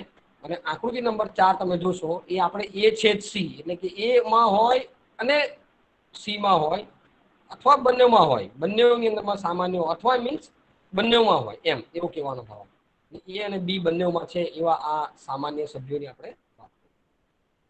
ઓકે, હવે એનો આપણે યોગ ક્રિયા લઈએ છીએ. એટલે એ છેદ બી યોગ એ છેદ સી એટલે આ અને આ યોગ એટલે સરવાળો. એટલે આ પણ લઈ લેવાનું અને આ પણ લઈ લેવાનું. એટલે બંને લીધું તમે જો આ પણ લેવાઈ ગયું અને આ પણ લેવાઈ ગયું. એટલે આ રીતે આપણે જોઈએ તો આ એ છેદ બી યોગ એ છેદ સી એ આખી પ્રક્રિયા આપણે પ્રાપ્ત થાય છે. એટલે તમે જો આ ડાબી બાજુ છે અને આ જમણી બાજુ છે. એટલે ડાબા બરાબર જબા એવું આપણે અહીંયા જોવા મળે છે. તો આ સાથે આપણો છેદ ક્રિયાનો યોગ ક્રિયા પરનો વિભાજનનો નિયમ પ્રાપ્ત થાય. એટલે આપણે એવું કહી શકીએ કે કોઈ પણ 3 ગણ માટે એ બી સી માટે એ છેદ બી યોગ સી બરાબર એ છેદ બી યોગ એ છેદ સી થશે. હવે આ સ્ક્રીનનો આ અત્યારે જે દેખાય છે પીપીટી એનો સ્ક્રીનશોટ લઈ લો જો તમે. એટલે આમાં સ્વાધ્યાય તમને આપેલું છે, સ્વાધ્યાય તમારે કરવાનું છે, એટલે દાખલા ગણવાના છે. બરાબર. એટલે ગમે ત્યારે હમણાં તમને એવું માનતા હશો કે હમણાં નહીં ગણાય, પરંતુ કોણ જોઈ છે, કોણ જોવાનું છે, યાદ રાખો કોઈ જોતું નથી કે કોઈ એ કરતું નથી. મને તૃપ્તિ રાજપૂતે એકવાર દાખલા ગણીને એ મોકલી આપ્યું છે. એ સિવાય ઘણા લખીને મોકલી આપ્યું છે, ચેક કરવા માટે આપ્યું નથી. પણ હું બધાને કહું કે તૈયાર કરે જે પણ આ સ્વાધ્યાય આપવામાં આવ્યા હોય એ તમે QM ના આપણું જે QM નું જે અલગથી બનાવેલું જે છે એ પર તમે મોકલો તો હું બધાને ચેક કરી લઉં. બરાબર. અને ઇન્ડિવિજ્યુઅલ જ્યારે તમે ચેક કર્યું કે નહીં કર્યું એના માટે તમે મને વ્યક્તિગત મેસેજ કરવો, કોઈ ગ્રુપમાં મેસેજ કરવો નહીં. બરાબર. સ્ક્રીનશોટ પાડી લીધો બરાબર, તો હું આગળ વધું. હા સર. ઓકે, બધાએ પાડી લીધો ભાઈ? બાકી હોય તો હા સર. Sameer thank you. બધાનો આભાર. નિશા તમારો આભાર, તમે મને જવાબ આપ્યો. ઓકે, આપણે એક સ્ટેપ ઓર આગળ જઈએ અને પૂરક ક્રિયાના ગુણધર્મ એવું આપણે શબ્દ છે બહુ ઝડપથી આને પૂરું કરવા પ્રયત્ન કરીશું આજે આપણે. પૂરક ગણ એટલે કોમ્પ્લિમેન્ટ ઓફ અ સેટ એવું કહેવામાં આવે છે. એટલે કોઈ પણ ગણ એ માટે સાર્વત્રિક ગણ યુમાં હોય પરંતુ ગણ એમાં ના હોય એવા તમામ ઘટકોથી બનતા ગણને આપણે ગણ એનો પૂરક ગણ કહીએ છીએ, અને આપણે એ ડેશ વડે દર્શાવીએ છીએ. આ આગળ આપણે ચર્ચામાં લઈ લીધું છે, બરાબર. તો થોડાક કેટલાક ગુણધર્મો એના જોવાના છે, એના કેટલાક નિયમો આપણે જોવાના છે. એટલે એ નિયમો જોવાના હોવાના પરિણામે આપણે ચર્ચામાં લીધો છે. અત્યારે ચર્ચા એની એટલે કરી રહ્યા છે, બરાબર. થોડા ગુણધર્મો જોવાના છે. એટલે શું છે કે કોઈ પણ ગણ એ માટે સાર્વત્રિક ગણ યુમાં હોય પરંતુ ગણ એમાં ના હોય એવા તમામ ઘટકોથી બનતા ગણને ગણ એનો પૂરક ગણ કહીએ છીએ. અને પૂરક ગણને આપણે એ ડેશ, બરાબર, એના દ્વારા બતાવીએ. અને એને સંકેતમાં આ રીતે, સંકેત એટલે સાંકેતિક ભાષામાં, બરાબર. સંકેતમાં હમણાં તો જવાતું નથી, કારણ કે સંકેતમાં ભાવો ઇલેક્ટ્રોનિક્સના બહુ વધી ગયા છે. તમને મારે એક ફેવર જોઈતી હતી કે તમારામાંથી કોઈના, એટલે તમે કોઈને જાણતા હો અને એને પેલું એ ટેબ્લેટ મળ્યું હોય અને ટેબ્લેટ એ વેચવા માંગતો હોય આ શબ્દ છે. તો જૂનામાં એટલે ક્યાંકથી ટેબ્લેટ મળ્યું હોય અને ટેબ્લેટ વેચવા માંગતા હોય તો ગ્રાહક તૈયાર છે એવું હું કહું છું, બરાબર. એટલે એવું જો સર તમે ઘડીએ ઘડીએ ટેબ્લેટ યાદ કરો છો પણ મળતું નથી. સાવન, એટલે યાદ કરાવું છું કે તમને ટેબ્લેટ નથી મળ્યું, બરાબર. એટલે હું યાદ કરાવું છું. એટલે બહુ સ્વાભાવિક વસ્તુ છે. તમે પણ એમ છો કે સાહેબ 1000 રૂપિયામાં ટેબ્લેટ મળતું હોય તો અમે લઈ લઈએ ને, ના સાવન? હા સર, સાચી વાત. હા, જોકે અત્યારે પરિસ્થિતિ એવી છે કે ટેબ્લેટ છે જ નહીં બજારમાં. There is no tablet. એની એટલું શું કહેવાય, સ્કેરસિટી સર્જાય છે. જૂના ટેબ્લેટ પણ વેચાતા નથી. અને હા, બોલો બોલો બોલો બોલો સાવન. હમણાં વચ્ચે કંઈક પેપરમાં હતું કે ગુજરાત સરકારે ચાઇનાના જે ટેબ્લેટ ખાસા ખરીદ્યા છે શિક્ષકોને આપવા માટે, ઓનલાઈન શિક્ષણ હા માટે. હા, આપી પણ દીધા. આપણા ખેડા જિલ્લાની અંદરમાં છે ને, ખેડા જિલ્લાની શાળાઓના જે શિક્ષકો, જે આચાર્ય છે, એને આપી પણ દીધા કે એ લોકો ભણાવે, બરાબર. એટલે સારી બાબત કહેવાય કે ચાઇનાના ખરીદ્યા. એટલે ચાઇનાના ખરીદ્યા નહીં, ચાઇનાના છે જ. આ લેનોવોના ખરીદ્યા. લેનોવો એ ચાઇનાની કંપની છે, એટલે એ લેનોવોના ટેબ્લેટ આપ્યા છે. પણ આપણે મુકેશભાઈ પર બહુ આધાર રાખીએ છીએ. મુકેશ કાકાએ ગઈકાલે બહુ ઘણી બધી જાહેરાતો કરી છે. આજના પેપરમાં સાંભળ્યું ને, જોયું ને તમે મુકેશ કાકાની હા જાહેરાત? સર. હા, એટલે 5G લાવે છે મુકેશ કાકા. પછી સર એક વાર કહી દો સ્માર્ટફોન ને, અમે નહીં વાંચ. નથી, હું કહું છું. હા સમીર, હા. સાચી વાત છે. હું કહું છું. હું ઘણી વખત તમે એમ કહું છું કે તમે વાંચ્યું હશે, પછી હું જાતે જ તમને કહી દેતો હોઉં છું. એટલે તમારે ચિંતા બિલકુલ કરવી નહીં, હું કહી દેતો હોઉં છું. તો મુકેશ કાકાએ ઘણી બધી જાહેરાતો કરી છે. એમાં 5G લાવવાના છે, 5G પોતે લાવશે. અને તમે જો ગૂગલ, ફેસબુક એ બધા જીઓની અંદરમાં ઇન્વેસ્ટ કરી રહ્યા છે. બીજું, એ લોકો સ્માર્ટફોન લાવવા જઈ રહ્યા છે. એક સ્માર્ટફોન આપણો જ પોતાનો, મેક ઇન ઇન્ડિયા, એટલે કે આત્મનિર્ભર ભારતના નેજા હેઠળ લોકો બનાવવાની નેમ રાખી છે અને બનાવશે. તો આપણે મુકેશ કાકાને ચિઠ્ઠી લખીએ કે આ બધું તો બનાવો, સાથે એક ટેબ્લેટે બનાવો ને યાર તમે, બરાબર. એક 8 ગીતનું 2-5 હજારમાં મળી જતું હોય એવું, તો અમારા છોકરાઓને કામમાં આવે ને, સરકારને બી ફાયદો થઈ જાય. 2-5 હજારમાં મળે તો સરકારે ચાઇનાથી લાવવું ના પડે. અને મુકેશ કાકા સાથે તો આપણો ઘરનો સંબંધ છે બધાનો, સરકારનો આ તે બધાનો. ચાલ હશે. એટલે આપણે તો બહુ ગર્વ લેવાની વાત છે કે ગુજરાતી એ પ્રધાનમંત્રી છે, અને ગુજરાતી એવી કંપની મુકેશ કાકાની કે જે ટોપ પર છે, બરાબર. અને જેને ટેલિકોમ ક્ષેત્રની અંદરમાં બહુ મોટા પરિવર્તનો આપણે જોવા જઈ રહ્યા છે. ઓકે, તો પૂરક ગણની આ કેટલીક બાબત છે. એટલે અહીંયા આપણે એને સંકેતમાં લખીએ. એ ડેશ બરાબર શું છે? એક્સ, જ્યાં એક્સ એ સાર્વત્રિક ગણનો સભ્ય હોય પરંતુ એનો સભ્ય ના હોય તો એને આપણે પૂરક ગણ કહીશું. અને એને આ રીતે સંકેતમાં આવી રીતે લખાઈશું. એ ડેશ બરાબર એક્સ, જ્યાં એક્સ સભ્ય સાર્વત્રિક ગણ પણ એક્સ એ એનો સભ્ય નથી, તો આપણે એને એ ડેશ એટલે કે પૂરક ગણ તરીકે લઈએ. એનો અર્થ થાય છે કે એમાં નથી તે એ ડેશમાં છે. એટલે યુનો જે સભ્ય એ ડેશમાં નથી એ એમાં છે. એટલે આપણે એમ કહી શકીએ કે યુ એટલે કે સાર્વત્રિક ગણનો દરેક સભ્ય ક્યાં તો એમાં છે અથવા તો એ ડેશમાં છે. એટલે તમે જ્યારે આ બંનેનો યોગ લો, એટલે કે એ યોગ એ ડેશ કરો, તો હંમેશા સાર્વત્રિક ગણ જ આવશે. કેમ? બહુ સ્વાભાવિક વસ્તુ છે. એમાં હોય અથવા બીમાં હોય અથવા બંનેમાં હોય, એવો કહેવાનો ભાવાર્થ છે ને. સાર્વત્રિક ગણમાં યોગ ક્રિયામાં એવો ભાવાર્થ હોય છે. એટલે આ એક બાબત આપણે યાદ રાખવી કે કે એ યોગ એ ડેશ બરાબર હંમેશા સાર્વત્રિક ગણ થાય. એવી જ રીતે સાર્વત્રિક ગણનો સભ્ય એમાં છે પણ એ ડેશમાં નથી, તથા સાર્વત્રિક ગણનો જે સભ્ય એ ડેશમાં છે એ એમાં નથી. એટલે આમ એ અને એ ડેશમાં એક પણ સભ્ય સામાન્ય નથી. એટલે આપણે એમ કહી શકીએ કે બંનેનો છેદગણ એટલે કે એ છેદ એ ડેશ એ હંમેશા ખાલી ગણ આવશે. આ યાદ રાખજો. કેમ? કારણ કે બંનેમાં કોઈ સામાન્ય જ નથી, અને કોઈ સામાન્ય ન હોય તો તમારો ગણ કેવો હોય? ખાલી ગણ. એને આપણે 5 દ્વારા બતાવીએ છીએ.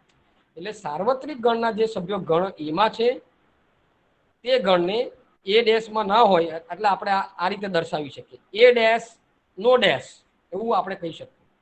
એટલે આનાથી ઉલટું આપણે એમ લખી શકીએ કે એ ડેશ નો ડેશ એ શું? એ ડેશ નો ડેશ એટલે એ, એટલે કે એ ડેશ ડેશ કરો એટલે શું? કે એ ડેશમાં ના હોય એવા સભ્યો. હવે એ ડેશમાં ના હોય એવા સભ્યો કયા? એમાં. અને એમાં ના હોય એવા સભ્યો કયા? એ ડેશમાં.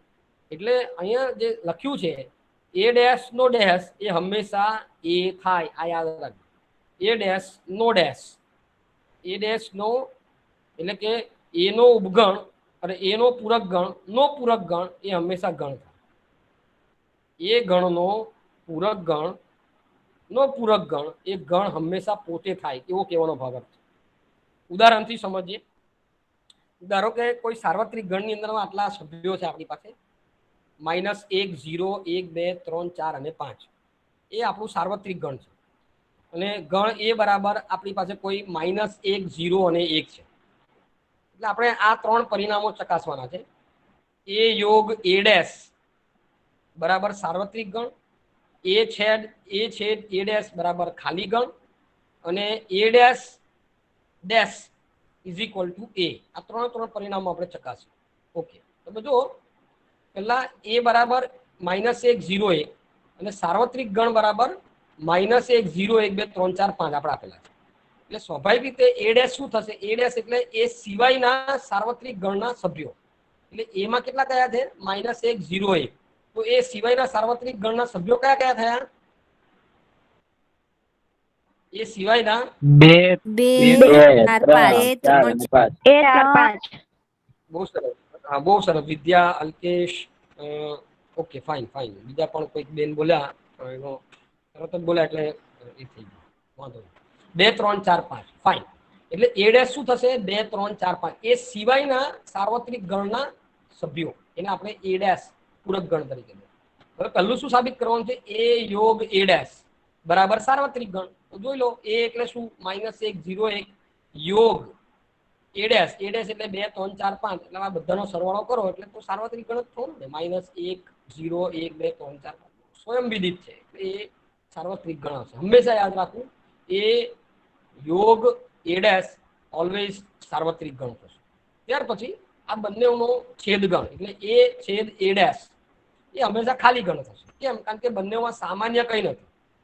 એ બરાબર શું છે? -1, 0, 1 અને એ ડેશ બરાબર 2, 3, 4, 5. હવે તમે જોઈ શકો તો આ બેમાં કંઈ જ સામાન્ય નથી સિવાય કે ખાલી ગણ. એટલે બંને આ ગણ કેવો છે? ખાલી ગણ છે. એટલે આપણે ખાલી ગણ અહીંયા લઈશું. ત્રીજું જે છે એ છે એ તથા એ ડેશમાં એક પણ ઘટક સામાન્ય નથી. એટલે બંને અલગ ગણ છે એવું આપણે કહીશું. આ પણ યાદ રાખજો. એ અને એ ડેશ એ બંને અલગ ગણ છે. એ અને એ ડેશ એ અલગ ગણો છે. આપણે યાદ રાખજો. ઓકે, ત્રીજી સાબિતી છે શું છે? એ ડેશ એટલે 2, 3, 4, 5 અને એ ડેશ નો ડેશ એટલે એ ડેશ સિવાયના જે સભ્યો સાર્વત્રિક ગણમાં હોય, તો એ ડેશ સિવાયના સભ્યો કયા કયા છે સાર્વત્રિક ગણમાં? એ ડેશ સિવાયના, એ ડેશ એટલે આ 2, 3, 4, 5. તો એ ડેશ સિવાયના સાર્વત્રિક ગણમાં કયા સભ્યો છે? -1, 0, 1. 0 અને 1. બહુ સરસ. સતીશ, અલ્કેશ, સાવન અને કોણ બીજું બોલે છે વચ્ચે? બેનો બોલી જાય છે પણ એટલા ઝડપથી. એટલે મારે અહીંયા મોબાઈલમાં 3 જ જણા દેખાય છે. એટલે હું મોબાઈલમાંથી વાત કરું છું. બરાબર. કોમ્પ્યુટરમાં મને અમારા કોમ્પ્યુટરની અંદરમાં અમને એવું કોઈ પેલું કેમેરો પણ નથી અને કોઈ પેલું એ પણ નથી. ઓકે, હશે આગળ. એટલે એ ડેશ નો ડેશ આપણે કરીએ તો એ આ થશે ગણ એ, અને ગણ એ એટલે -1, 0, 1. એટલે વ્યાખ્યા મુજબ આપણે જોઈએ તો સાર્વત્રિક ગણના જે સભ્યો ગણ એમાં નથી તે ગણ એ ડેશમાં છે, પરંતુ સાર્વત્રિક ગણનો કોઈ સભ્ય એવો નથી કે જે સાર્વત્રિક ગણમાં ના હોય આથી આપણે એમ કહી શકીએ યુ ડેશ એટલે કે સાર્વત્રિક ગણનો ઉપગણ કોઈ સભ્ય નથી. સાર્વત્રિક ગણનો ઉપગણ થાય નહીં, એ હંમેશા ખાલી થાય. સાર્વત્રિક ગણનો કોઈ ઉપગણ નથી. કેમ? કારણ કે સાર્વત્રિક ગણ સિવાયના કોઈ સભ્યો હોય જ નહીં શકે, એટલે હંમેશા એ ખાલી ગણ રહે છે. આ યાદ રાખજો. હા, આ ખાસ યાદ રાખજો કે સાર્વત્રિક ગણમાં ના હોય, સાર્વત્રિક ગણનો કોઈ સભ્ય એવો નથી કે જે સાર્વત્રિક ગણમાં ના હોય. એટલે યુ ડેશ અહીંયા કહેવાનો ભાવ યુ ડેશ છે. અહીંયા દેખાતું નથી, જરાક એ થયું છે. એનો કહેવાનો ભાવ યુ ડેશ છે. એટલે યુ ડેશમાં કોઈ સભ્ય નથી, એટલે યુ ડેશ એ ખાલી ગણ છે. એટલે કે યુ ડેશ એ ઓલવેઝ 5 એવું લખવામાં આવે છે. એવી જ રીતે ખાલી ગણનો ઉપગણ અને ખાલી ગણનો પૂરક ગણ એ ખાલી ગણમાં ના હોય એવા સાર્વત્રિક ગણના બધા જ સભ્યોનો સમાવેશ છે. પરંતુ ખાલી ગણમાં એક પણ સભ્ય ના હોવાથી આપણે એવું કહી શકીએ કે ખાલી ગણનો ઉપગણ શું થાય? ખાલી ગણનો ઉપગણ નહીં, ખાલી ગણનો પૂરક ગણ. ખાલી ગણનો પૂરક ગણ એ સાર્વત્રિક ગણ થશે. આ યાદ રાખો. ખાલી ગણનો પૂરક ગણ એ સાર્વત્રિક ગણ થશે. એટલે બે બાબત આપણે પ્રાપ્ત થાય છે કે સાર્વત્રિક ગણ યુ નો પૂરક ગણ ખાલી છે અને ખાલી ગણનો પૂરક ગણ એ સાર્વત્રિક ગણ છે. તે આપણે અહીંયા લખીએ છીએ you dash is always is equal two ખાલી ગણ 5 અને 5 ડેશ ઇઝ ઓલવેઝ સાર્વત્રિક ગણ. બહુ સ્વાભાવિક વસ્તુ છે. ખાલી ગણ નો પૂરક ગણ એટલે ખાલી ગણમાં ના હોય એવા બધા સભ્યો ક્યાં આવ્યા છે કે ભાઈ સાર્વત્રિક ગણમાં આવ્યા છે. એટલે આપણે એને સાર્વત્રિક ગણ તરીકે ધ્યાનમાં લઈએ છીએ. ઓકે, હવે બહુ ઝડપથી આપણે ડી મોર્ગનનો નિયમ લેવાનો થાય છે અને આપણી વાત અહીંયા પૂરી થાય છે. ડી મોર્ગનનો નિયમ લઈ અને આપણે આજે ડી મોર્ગનનો નિયમ આપણે ભણી ગયા છે. એટલે બહુ કંઈ ભણી ગયા છે એટલે આ અત્યારે હમણાં જોઈ લીધું છે. એ જ છે, બે બાબત છે. એટલે આપણે એવું કે ડી મોર્ગનનો નિયમ એને કહેવામાં આવે છે. હા, યાદ રાખજો. આ ખાસ ધ્યાન રાખજો.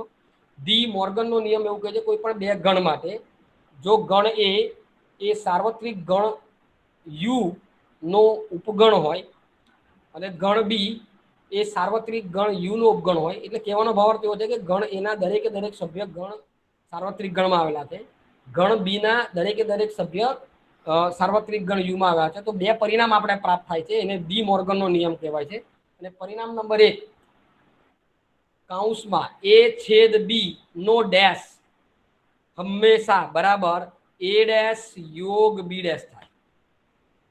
એ છેદ બી નો ડેશ એ ડેશ યોગ બી ડેશ થશે. અને બીજો નિયમ આ છેદ માટેની ક્રિયા હતી. હવે યોગ માટેની ક્રિયા એ કૌંસમાં એ યોગ બી ડેશ બરાબર એ ડેશ છેદ બી ડેશ થશે. એટલે આ એક બાબત છે કહેવાનો ભાવાર્થ. ઓકે, સમજીએ પહેલા વેન આકૃતિથી અને પછી એક ઉદાહરણ હું લઈશ અને ઉદાહરણ તમને આપીશ અને હું સમજાવવાનો પ્રયત્ન કરીશ. આ બંને હું તમને લખાવીશ અને આપણે આ સાબિત કરીશું. તો લખો તમે પહેલા. નોટ અને પેન છે ને તમારી પાસે? બધા પાસે? હા સર. હેલો. હા હા, લખો. હા સર. હા, લખો. હા સર. હા, બસ બધાને ખ્યાલ આવી ગયો. લખો સાર્વત્રિક ગણ યુ બરાબર છગડિયા કૌંસમાં સાર્વત્રિક ગણ યુ બરાબર છગડિયા કૌંસમાં 1 2 3 4 5 6 7 8 9 અને 10. સાર્વત્રિક ગણ યુ બરાબર 1 2 3 4 5 6 7 8 9 અને 10. ક્લિયર? હા સર. ફાઇન. લખો એ બરાબર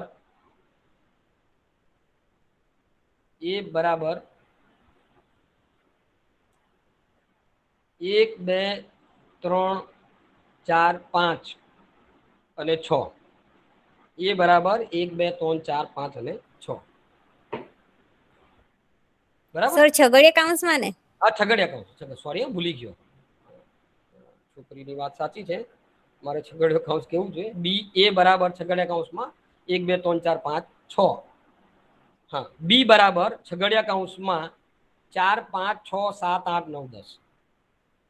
બરાબર, 4 5 6 7 8 9 અને 10.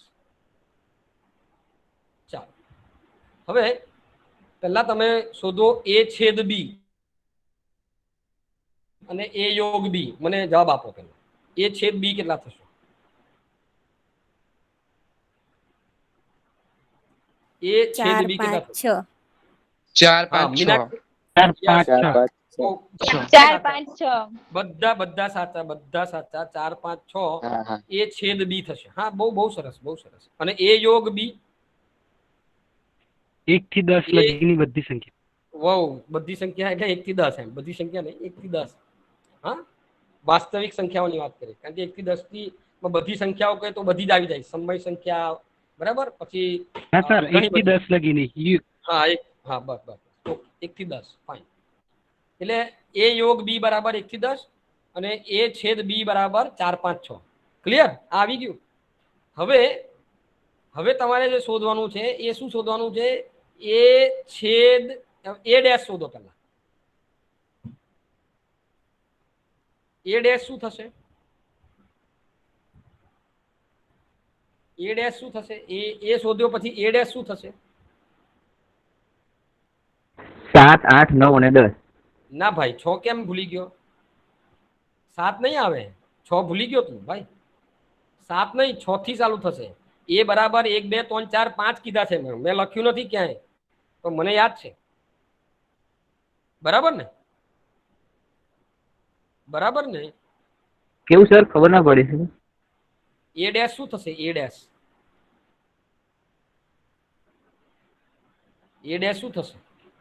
સર 7 8 9 જ આવશે, કારણ કે તમે એ બરાબર 1 2 3 4 5 6 ને લખાઈ, 1 થી 6 લગીની સંખ્યા લખાયેલી. 6 લખાવી છે મેં? હા સર સર એટલે હા, યુમાં હોય પણ એમાં ના હોય, એ જ એરિયા થાય ને. હા હા, એની જરી વાત. પણ મેં 6 લખાવી હોય તો 7 8, બરોબર.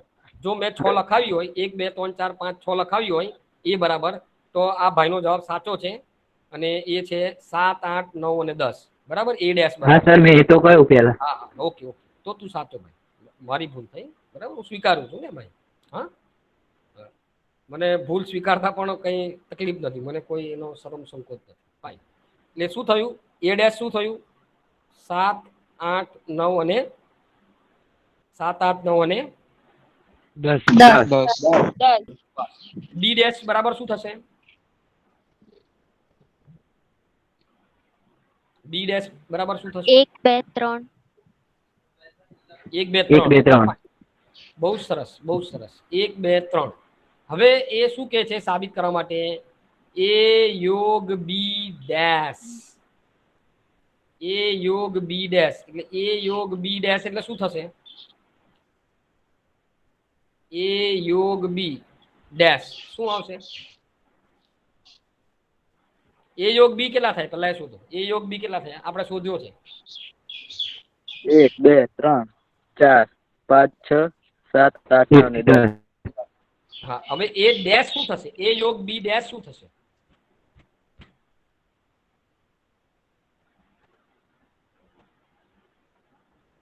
એ યોગ બી ડેશ ને સર? એ યોગ બી ડેશ આવ્યું. હું હા, તો મારો 1 થી cursor 6, 1 2 3 4 5 6. બોલો સાચું છે આ? કોઈ કહેશો મને? શાહીન, શાહીન છે ખરી કે ક્યાં છે? નુસરત, હા સર મીનાક્ષી, શું થશે? એ યોગ બી ડેશ શું થશે?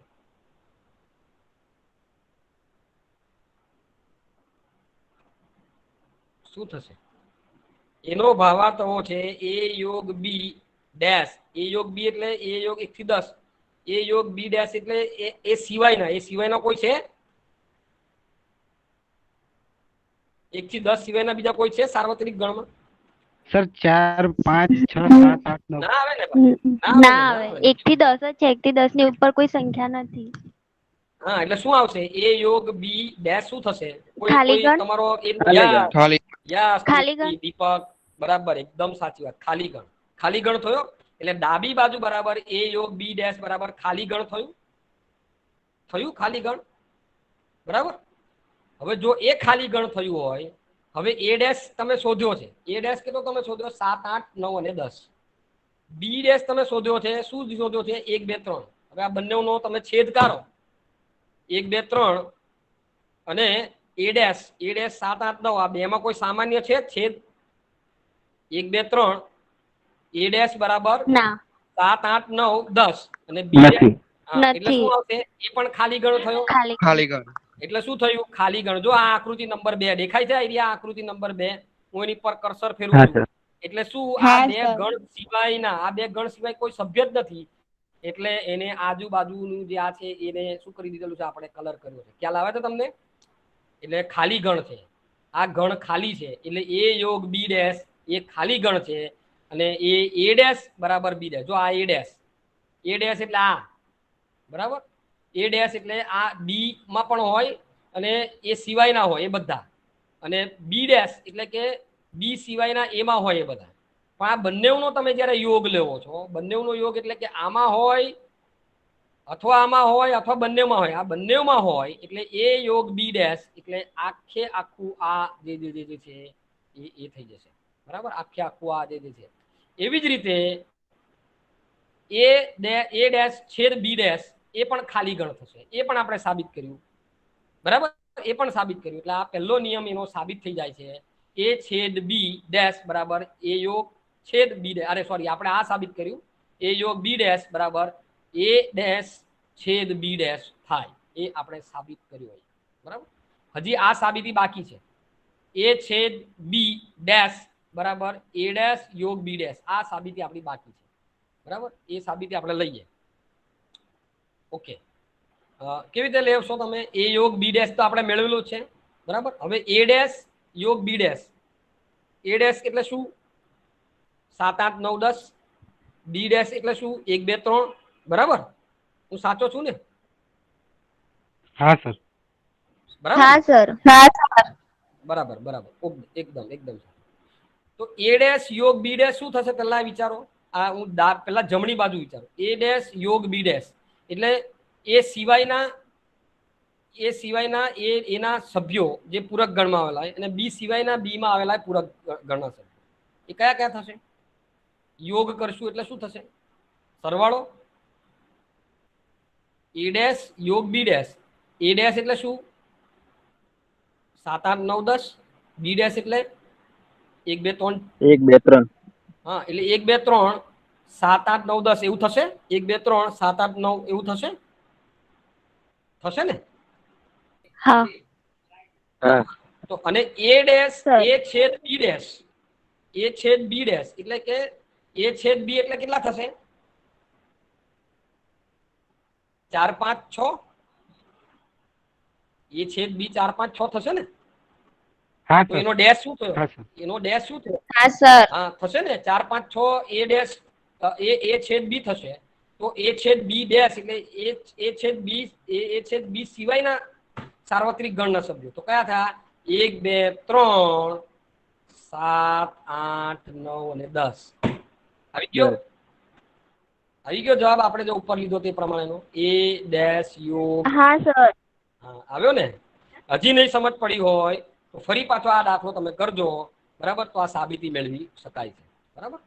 ઓકે. એટલે આપણે આ રીતે બંને જે નિયમ છે એ છેદ બી ડેશ બરાબર એ ડેશ યોગ બી ડેશ એ સાબિત કરી શકીએ અને એ યોગ બી ડેશ બરાબર એ ડેશ છેદ બી ડેશ એ બંને સાબિત કરી શકીએ. અહીંયા આની આકૃતિ આપી છે પણ આની આકૃતિ આપી નથી. એ છેદ બી ડેશ એની આકૃતિ તમને આપવામાં આવી નથી. બરાબર. એ આકૃતિ તમારે જાતે દોરવાની. એ ડેશ યોગ બી ડેશ આ બંનેની જે આકૃતિ છે પહેલી આકૃતિ જે છે તમને આપવામાં આવી નથી. તમને આ બીજાની આકૃતિ આપેલી છે એટલે તમારે આની પહેલાની આકૃતિઓ દોરવાની. બરાબર. આનો સ્ક્રીનશોટ તમે લેતા જજો હવે ધીરે ધીરે કારણ કે આ દાખલા તમારે ગણવાના છે બધા. હા સ્ક્રીનશોટ લો. તમારે દાખલા ગણવાના છે અને નહીં આવડે તો મને પૂછવું. મને મેસેજ કરવો. નહીં આવડે તો તમારે ગમે ત્યારે મને મેસેજ કરી શકો છો વોટ્સઅપ પર. બરાબર. એટલે વોટ્સઅપ નંબર તો બધા પાસે છે એટલે બધા હવે અમે 24/7 હવે તમે અવેલેબલ છે. લઈ લીધો બધા સ્ક્રીનશોટ આનો? જરા ઝડપથી કહેશો એટલે હા સર હા સર. Fine fine. હવે લઈ લો બીજો એક આવ્યો. આ બીજો લઈ લો.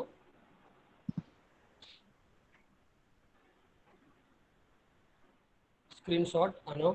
આ પણ કેટલાક દાખલા છે સાબિતી લેવાની છે. ડી મોર્ગનનો નિયમ અહીંયા પૂછ્યો છે એટલે એ જો x બરાબર x જ્યાં x n x એ 18 નો અવયવ છે અને x સભ્ય n એ x એ 3 નો ગુણક છે. અને એ x 20 થી ઓછો છે તેવા કયા સભ્યો છે ત્યાં ડી મોર્ગનનો નિયમ તમારે ચકાસવાનો છે. એટલે આ તમને યાદ હોવું જોઈએ, ડી મોર્ગનનો નિયમ, બરાબર. એ આપણે લખ્યો છે એ યોગ બી ડેશ બરાબર એ કૌંસમાં એ ડેશ છેદ બી ડેશ પહેલો નિયમ, અને એ કૌંસમાં એ છેદ બી ડેશ બરાબર એ ડેશ યોગ બી ડેશ એવું થશે. એ આપણે બે નિયમ જે ઉપર જોયા એ નિયમ તમારે યાદ રાખો. ઓકે, મને લાગે છે સ્ક્રીનશોટ લેવાઈ ગયો છે આનો, લેવાઈ ગયો ને આ સ્ક્રીનનો? હા સર. હા સર. નેક્સ્ટ આ લો 10 વાળાનો 10 વાળું જે છે તેનો ફટાફટ ક્લિયર થાય આપણે. બહુ ઝડપથી લઈએ સ્ક્રીનશોટ. લેવાઈ ગયો?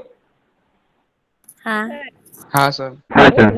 હું તમને પાછળથી આની એ તો મોકલવાનો છું, પીડીએફ તો મળશે. આ કેટલાક છે એનો સ્ક્રીનશોટ લઈ લો ફટાફટ. એટલે આપણે તમારો આભાર, સૌનો આભાર કહું એ પહેલા. આ સાથે આપણે લગભગ ગણ જે પરિચય જે છે એની પૂર્ણાવૃત્તિ કરીશું. આ સાથે ગણ જે મારે ભણાવવાનો છે. લેવાઈ ગયો હશે સ્ક્રીનશોટ? સ્ક્રીનશોટ લેવાઈ ગયો હશે? હા સર લેવાઈ ગયો. આ છેલ્લો છે. હવે આ છેલ્લો લઈ લો, બરાબર. અને આપણે સૌનો આભાર થઈ